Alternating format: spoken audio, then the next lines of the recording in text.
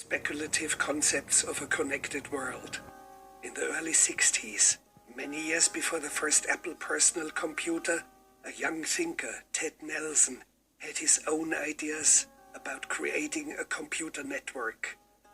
The web, as we know it, took a different route, but Nelson's ideas are still dormant.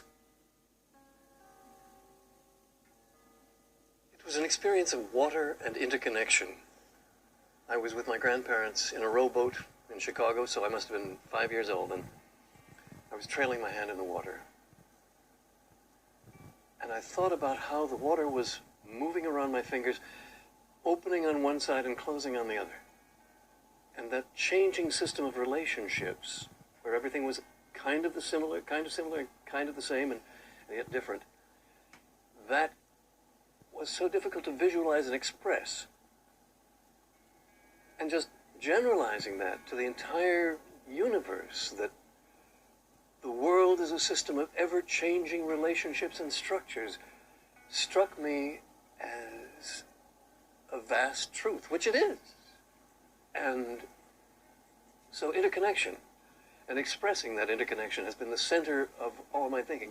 And all my computer work has been about expressing and representing and showing interconnection among writings especially. And writing is the process of reducing a tapestry of interconnection to a narrow sequence. And this is in a sense illicit. This is a wrongful compression of what should spread out. In today's computers, they betrayed that because there's no system for decent cut and paste, and they changed the meaning of the words cut and paste and pretended it was the same thing. So a guy named Larry Tesler, whom I consider to be a good friend, nevertheless changed those words, and I consider that to be a crime against humanity, and he doesn't understand why, because humanity has no decent writing tools. In any case, this is the problem of interconnection and representation and sequentialization, all similar to the issue of water.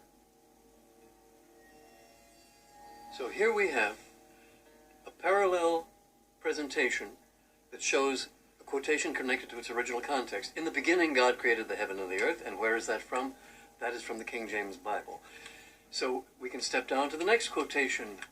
Adam and Lilith immediately began to fight, and that is from the alphabet of Ben Sira.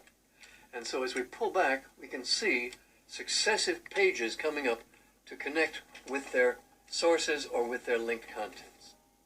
His vision of links never materialized. By some, he was labeled insane for clinging on. There are two contradictory slogans. One is that continuing to do the same thing and expecting a different result is a definition of insanity. On the other hand, you say, if at first you don't succeed, try again. I prefer the latter, because I don't want to be remembered as the guy who didn't.